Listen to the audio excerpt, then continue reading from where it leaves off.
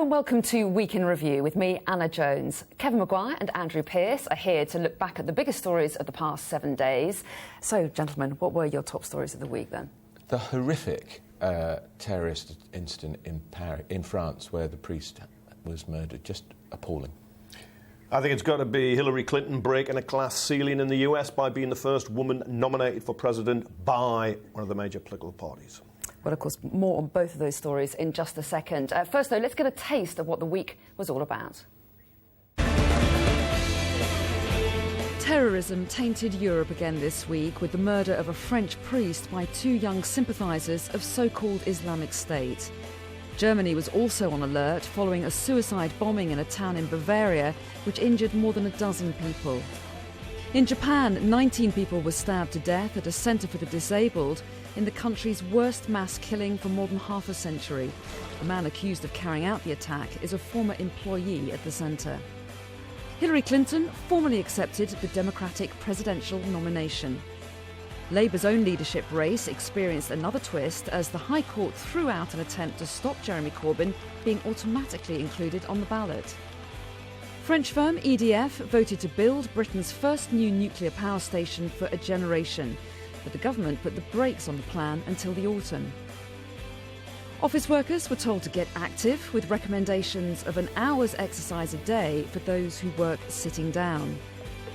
And a tourist guide in Bolivia has found what's believed to be one of the biggest dinosaur footprints ever found. It's thought to have been left by the meat-eating Abelisaurus some 80 million years ago. So, a really busy week then. What stood out for you amongst all of that? Hinkley Point. I think it's a disastrous decision to go ahead with it, should the government, and I believe it's only pause, because it's 18 billion, but you're getting a state-run French company, a state-run Chinese company. Try and keep the lights on here. You'd need a 30 billion subsidy over the period it'll operate, so it'll mean high electricity prices. The Tories and Labour made a huge mistake by dismantling our own nuclear industry. We should rebuild it up and then construct our own power stations. And the electricity will be sold to British householders at 3 times the current rate, which is outrageous. So I'm hoping, now we've got a new government, they're going to take a whole look at that. There's 2 other big infrastructure projects they could think about too. HS2 while we're on the case. But actually, it's too expensive, and I don't think British people want their energy controlled by the Chinese. OK, well, let's move on now, because France and Germany both suffered terror attacks this week. A suicide bomber injured 15 people in the German town of Ansbach, and then on Tuesday, 2 teenagers murdered a priest in France before being shot dead by police. Well, from Saint-Étienne-de-Rouvray, Sky's Nick Martin reports. France is in mourning once again, but it's also being drawn deeper into war. In Saint-Étienne-de-Rouvray, they are numb with shock. Their priest murdered in his own church by so-called soldiers from the Islamic State. Police were initially called to an apparent hostage situation in the town just outside the Normandy city of Rouen. Armed police were fast on the scene. The 2 attackers, both with knives, had entered through a back door during morning mass. Father Jacques Hamel, a Roman Catholic priest, was told to kneel before the altar before he was murdered. Terror on French soil once again. One of the attackers has been identified as 19-year-old Adel Kermish. This is him as an 11-year-old at a school in Saint-Étienne-de-Rouvray. He was well known and liked by many who knew him. He was such a nice lad. Honestly, I used to really get on well with him. He was actually quite funny. I'd never have imagined he could do this. My son was in his class, and he never spoke about him. There was never any need for any suspicion about him. Nothing was ever said. But some say he didn't hide his feelings about wanting to travel to Syria. He told us you had to go there to fight for our brothers. We would tell him, that's not okay. Then he would say, France is the land of miscreants. You shouldn't live here. That's how he tried to indoctrinate us. But we didn't care what he was saying. But French authorities have revealed they knew a lot about Kermish and his attempts to flee to Syria. As this town works out what could have gone so badly wrong with one of their own, the security services now are on high alert. And of course, any loss of life is a tragedy, but the symbolism of this killing of an elderly priest inside a church has caused real shock in France, hasn't it? You think you can't be shocked anymore, but this was so profoundly shocking and brutal and sacrilegious and all that sort of stuff. Really, really appalling. And I'm afraid it's another terrible failure by the French security service, intelligence service. One of those two boys was wearing a tag and it was switched off. They knew all about him, and his parents had been into the police just a couple of weeks before saying, for God's sake, lock him up because he's going to try and kill someone, and they didn't. Both known to the security services, and it's a real challenge for politicians as well, isn't it, to try to make sure that the country is unified. I mean, there's a danger of a backlash after attacks like this. That's right, it started because I think it's 14 terror attacks now in France in 2 years, more than 240 people killed. And that solidarity you've got after Charlie Hebdo and the attack on the Jewish restaurant and then the Bataclan, since Nice and now this, it's turning to real anger and frustration. And politicians really don't have simple answers because they don't exist. But you need to keep that solidarity as far as you can, because part of the answer is security, and the rest is political and in the communities. OK, let's move on now, because it is now time for our Gaff of the Week, and the boss of the British Council, responsible for promoting Britain around the world, is facing an investigation for criticising Prince George. Angela Gibbons went on a rant on Facebook, suggesting that the royal family have no place in a modern democracy and that their privilege needed to end. Well, she's now being investigated by her employers, but do you think that's fair? Should she be allowed to express her personal She's an idiot. She was referring to a 3-year-old boy, talking about how you can already see the privilege in his cheekbones, effectively calling him a parasite. The British Council is all about promoting Britain abroad. Actually, the royal family, one of the reasons people come to Britain, they like to see the pomp and the pageantry in the palaces. It's deeply offensive. And actually, who pays half of her salary? The British taxpayer. So she's in as much hock to us, the taxpayer, as the royal family. And actually, don't forget, actually, Prince William's money comes from the Duchy of Cornwall via his father. No, I thought what she said was unpleasant because it's a 3-year-old boy, and you can't say in his cheeky grin innately he knows that he's going to have a life of privilege. He will, but at the same time, I did find that the lynch mob that went against her as unpleasant, if not more so, because just because you employed somewhere, it doesn't mean you can't have a view. She's the estates manager. She's in charge of officers. She's not going around the world publicly speaking. But if you're a nurse, you're a teacher, you're a civil servant, you work for a local council, you can work for the fire service, you can still have views, and the same applies to the British Council. OK, well, we'll leave that there, but don't forget you can send us your nominations for Gaff of the Week using the hashtag WNR. I'm sure you've got lots of suggestions. Now then, this week, Hillary Clinton became the first woman to accept the presidential nomination of a major American party. In a speech in Philadelphia, she took aim at her rival Donald Trump and warned voters against messages of fear. Donald Trump says, and this is a quote, "I know more about ISIS than the generals do." No, Donald, you don't. Imagine him in the Oval Office facing a real crisis. A man you can bait with a tweet is not a man we can trust with nuclear weapons. Yes, the world is watching what we do. Yes, America's destiny is ours to choose. So let's be stronger together, my fellow Americans. Let's look to the future with courage and confidence. Let's build a better tomorrow for our beloved children and our beloved country. And when we do, America will be greater than ever. So how do you think she did?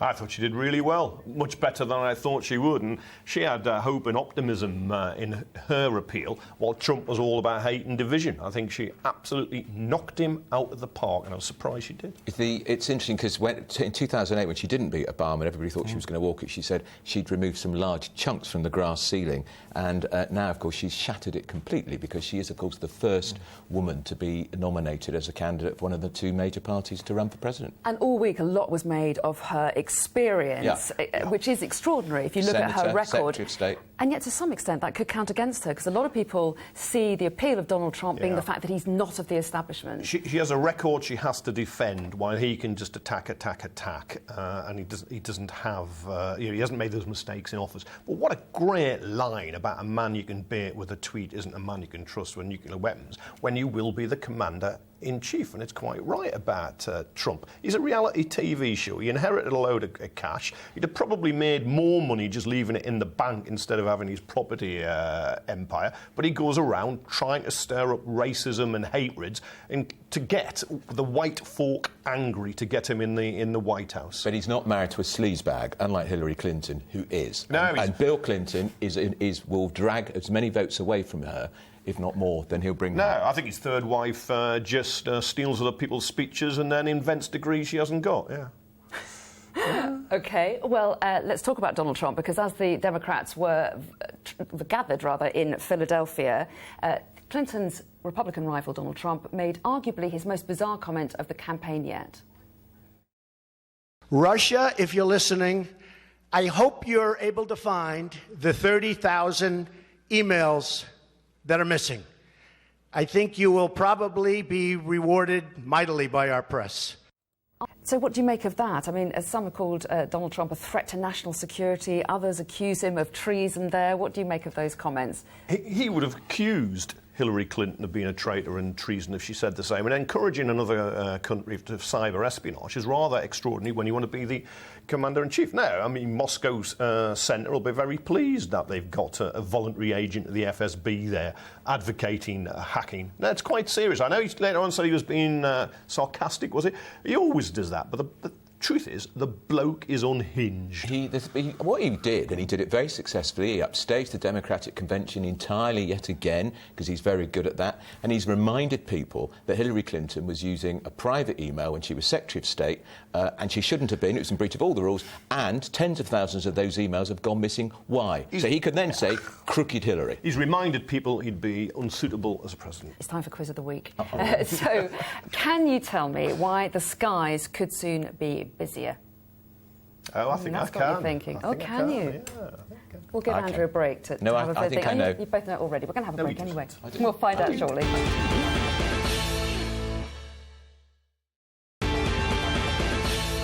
Welcome back to Week in Review with me, Anna Jones. I'm joined by Kevin Maguire, Associate Editor of the Daily Mirror, and Andrew Pearce, Consultant Editor of the Daily Mail. And before the break, I posed you the question of why the skies could soon be busier, and you both had an answer. Well, I'm hazarding a guess that the government has given the go-ahead to the expansion of City Airport down in London.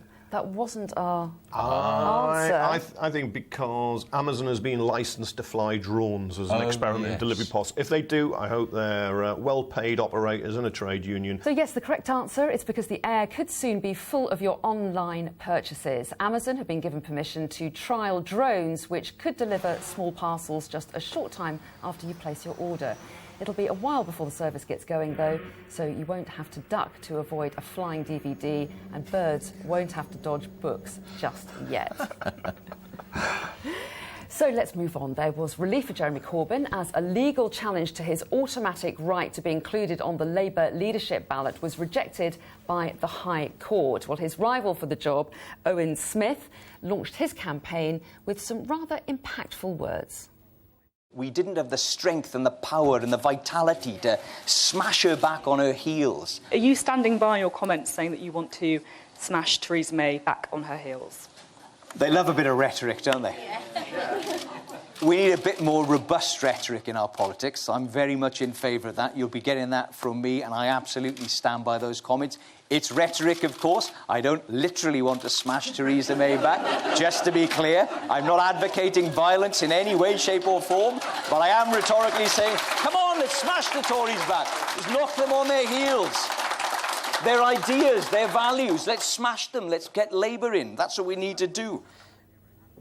So do you think there was anything wrong with Owen Smith's language there? I think he admitted himself. It was he could have chosen his words better just because of that image of possible violence. But it is a bit rugby club talk. You smash an opponent back. She often talks about her own heels made him famous. But it was a shame for him that the stumble overshadowed his policy launch because he was trying to be more Corbynista than Jeremy Corbyn with his proposals on wages and the health service and employment rights. Imagine if a Tory had said that. The Labour sisterhood would have swept into full protest mode. They'd have been demanding resignations, and yet he thought it was OK to try and say the remark was justified, and that room of Labour Party supporters chuckling and laughing along with him. I think you'll find the Labour sisterhood did pick him up on it. Quite right. Did they do it in public? The point he was making was that you need a more combative approach towards the Tories. That was the point he was trying to make. But you don't need to deploy such overtly sexist language, particularly when Jeremy Corbyn has got a number of women MPs complaining that Project Corbyn is being overtly sexist and aggressive to them.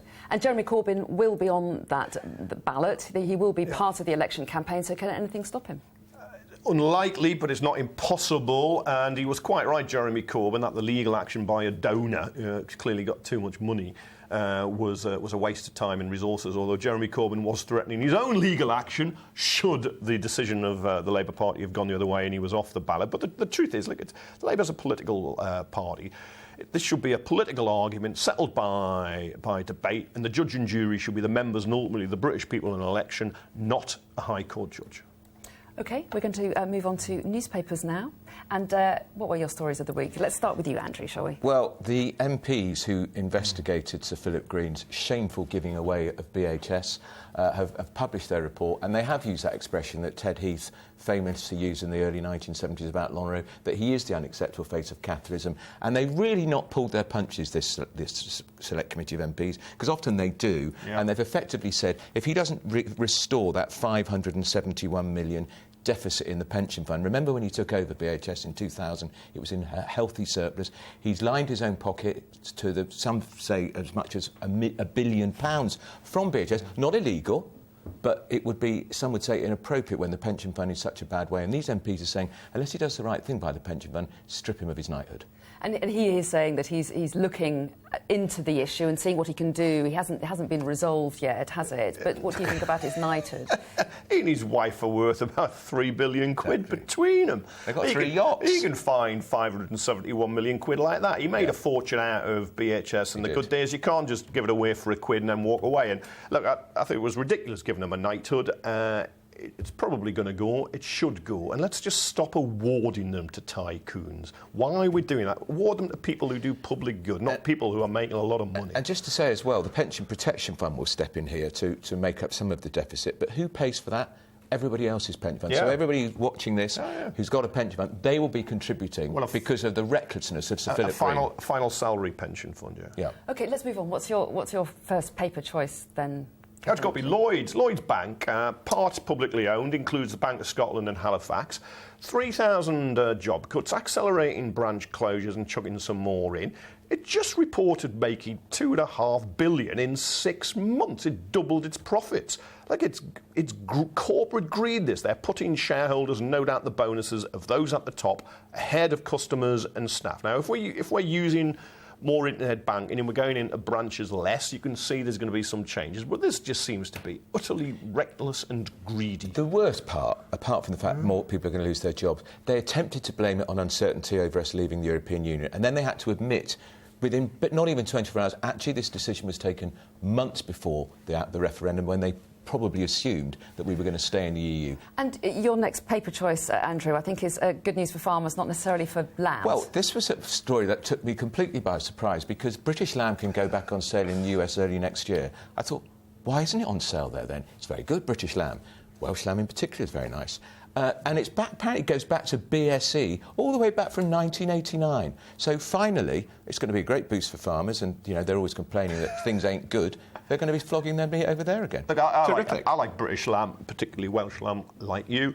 But if it's taken 27 years to get this ban lifted, how long is it going to take to get a post-Brexit trade deal with the US? And the 35 million quid this market is worth is a fraction of the 2 billion in farming subsidies that are going to go? He's such a bad loser, Anna. Every week he has to have a little dig about Brexit. Facts, 17.4 million people voted for it. Reality. We did. OK, and now time for your choice of paper and a great British success story. Chris Froome, what a brilliant athlete. You wait ages for a British winner of the Tour de France, and then you get, 4 in 5 years now since Bradley Wiggins won it in 2012. Chris Froome has won it 3 times in 4. Absolutely exceptional. Brilliant by Team Sky, who've shaken up and cycling and made it so good for Britain. But what an endurance feat, because I think he did something like, was it 2,000 miles? And the equivalent of the climbs up the peaks is like going up Everest nearly 7 times. And unbelievable. It is. So what they could do is take the knighthood off of horrible buccaneering businessman Philip Green and give it to Chris Froome. Well, wouldn't people be happy about that? Well, he might well get one. You never know. Fantastic. Well, thanks very much indeed for taking us through your papers. Well, now, what about your ups and downs? And Andrew, I think we're starting with you this time. We are, because I'm sending up the Ice Bucket Challenge. Do you remember it from a couple of years ago? People all over the country were agreeing to be doused in ice-cold water. It raised so much money, apparently, because it was done for sponsorship. It's enabled major advances in research into areas of brain and motor neuron diseases. So that's fantastic. So people didn't just get wet and cold, but they're making a real difference. Well, yes, and I think at the time it was called slacktivism, wasn't right. it? This idea of you don't really have to work very hard for it. Right. And it was a lot of people accusing celebrities of showing off in a sense, but in fact it seems to have done some real good. I turned against it when the celebs get involved, because, their PRs are pushing them forward and saying there's some good publicity in it. But the fact is, a lot of ordinary people had fun as they did it and raised money. What's wrong with that, really? You can have fun, raise money, good cause. And do you know how many people requested to tip a bucket of cold water over Kevin Maguire? And he refused. No sense of adventure. No sense of sportsmanship. You would have paid a lot of money, wouldn't you? If anybody had asked me, I'd have agreed to do it. I'd have even done it over him. Right, go on. 2p. Anyone bid 2p? Look, if you're going to do it, we could make some cash. It's never too late. Only I brought my bucket with me. Yes. We could have done it on the spot. OK, well, we're going to send the Ice Bucket Challenge up. And who are you sending down this week? That is Mrs. Lagarde, the head of the IMF, who had the temerity to lecture us not once but twice to stay in the European Union via her former friend George Osborne. I don't suppose they've been on the phone much to each other now. Anyway, she is now, it's been confirmed, it's confirmed she is to face a criminal court case over an allegation of a payment to a businessman some years ago. She disputes it, but it's a pretty embarrassing episode for her. That's right. It's her handling of that whole affair, isn't it? Yeah, she's been accused of negligence. That's right. British politics isn't clean, but French politics is so murky, and I know she's innocent until proven guilty, but nevertheless, she's not the only one with a big financial finger pointing at her. OK, well, we're going to say Christine Lagarde down. And so, Kevin, what about you? Who are you sending up this week? Us, because we're taller. I think the average male is now 5'10", average female is at 5'5". We're up just over 4 inches in 100 years, overtaking the Americans. The Dutch are still the tallest, about 6 feet. That's because they wear clogs. I'm above average, because I'm 6. Where are you? You're sitting on your 2 cushions. I'm on the 2 cushions. Yeah, you're sitting on 2 cushions here. Cushions. Can you see 2 cushions to make them bigger? I think I'm 5'9½". Oh, so you're below average. Yeah. And Dutch men, and we're going to leave out the racial stereotypes for the time being. They're 5'11". And it's, do you know the tallest women in the world? Latvians. Yeah, back of the net. OK, yeah, very good. Oh, is that a football analogy? Yeah. That leads us on very neatly to who you're sending down this week. Fat footballers. Pep Guardiola, the new Man City manager, has banned them eating pizza and is making overweight players train with the reserves, including Samir Nasri, who's a very good French player. But now he just wants them to have, I suppose, basmati rice and organic salmon or whatever. You are amazed, pizzas. Aren't you, though, that these footballers who are paid hundreds of thousands of pounds a week in some cases need to be told that they've got to eat healthy food so they can sustain fitness on the pitch? And it's not just fitness, apparently. Apparently it's supposed to be good for injuries and sleep patterns as well. What, a pizza? What do you like? Do you use like a poultice? Other way round. Not good for those things. Yeah. Anyway. I mean, they have dietitians and all that there, don't they? Yeah. OK, well, let's send down pizza guzzling or eating. Can you guzzle a pizza? Or hot I'm dog not sure. eating. Exactly. Or unhealthy food and footballers, that's going down. Fantastic stuff. Don't forget, you can send us your nominations for ups and downs using the hashtag #WeekInReview. Well, that's it. Thank you for joining us for our review of the week. We'll be back for more next week, but for now, it's goodbye from them. Goodbye. And it's goodbye from me.